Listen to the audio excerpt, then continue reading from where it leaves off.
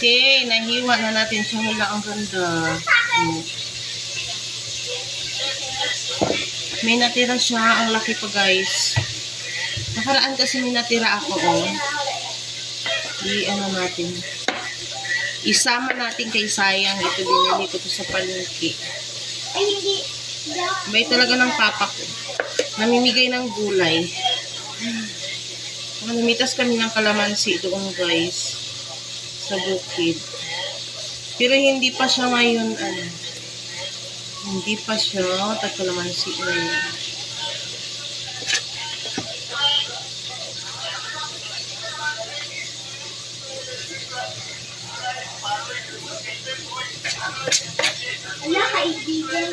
Ang tagal ko ulit makapag-video, guys, dahil pinamad ang person.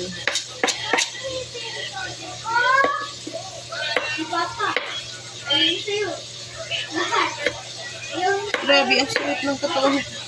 Para kung nabalda. Grabe. Naglaro kasi kahapon kami nila, sir. Balda ako, guys. Para akong pinalo. Pati leeg ko masakit. Lahat masakit. Puga. Pero na-miss ko maglaro. In fairness. Enjoy kami. Enjoy ang mga person. Hindi naman ganun karami yung aking lulutuin, guys. Kasi yung mga bata kumain na yan ng ano. Kumain kasi kami ngayon ng suman. Kaya medyo ano na yung mga person dito, medyo busog na, guys. Kaya gapiranggot yung aking lulutuin. Yan. Ito lang siya. Bumili si Kevin ng gata. Tapos gagataan natin siya. Kuya, Dylan? Dylan, kunin mo nga doon yung plangganang maliit. Saan yung plangganang maliit? Plangganita. Tapos sukasan mo, ha? Kaya lagyan natin ng gulay. Ganito, parang akala ko, parang mura pa siya, pero matigas na yung ano. Sukasan mo, ha? Mura pa siya, pero parang matigas na yung balat niya, guys. Ang hirap pulsahin ang katawan ko. Kainis. Ano ba, guys, nainis ako. Yung jacket ko na walang mag-amin kung sino yung ano, kumuha ng jacket ko.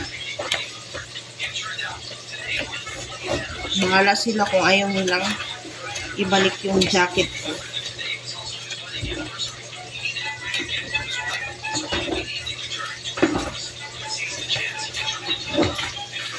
Makikita ko rin yan kung sino sumusuot nun.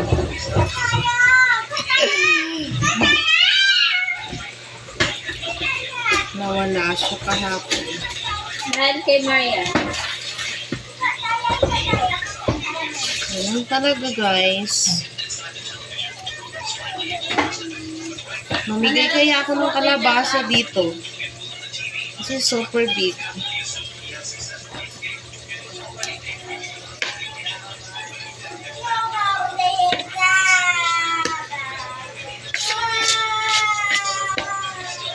Mamaya mamigay ako ng kalabasa.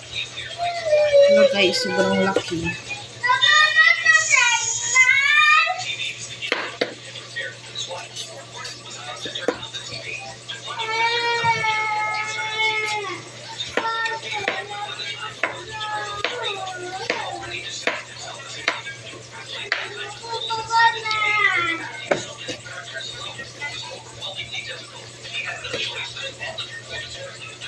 Ay, dalahan ko pala si ano ng kalabasa bukas.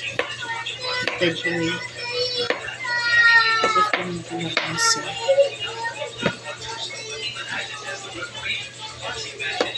Sobrang laki nito, guys. Super big.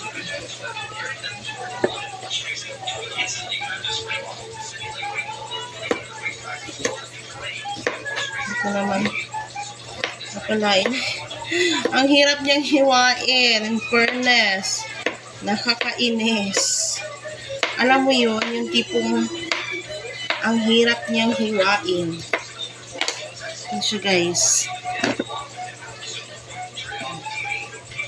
Medyo dagdagan natin ng isang hiwa. Maluluka ako dito. Malaki kasi guys. Subira. Oh my God.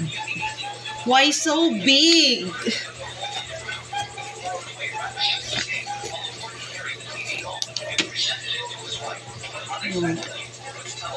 Diba? Ang laki. Very big siya guys.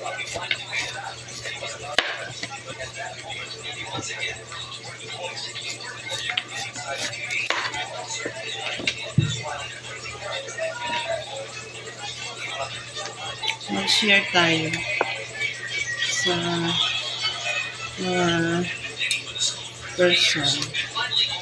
Sa person.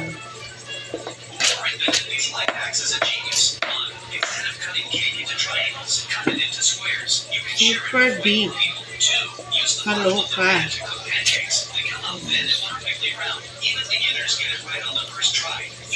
Rub lotion on the soles of your feet, then cover them with balloons. Your feet turn soft, smooth, and bright. 4. Tall boots lose their shape when left alone. Kasi baka mamaya hindi ko maluto. They instantly stand upright. Sira lang siya. 5. A broken razor can be upgraded, turn it into a fabric shaver.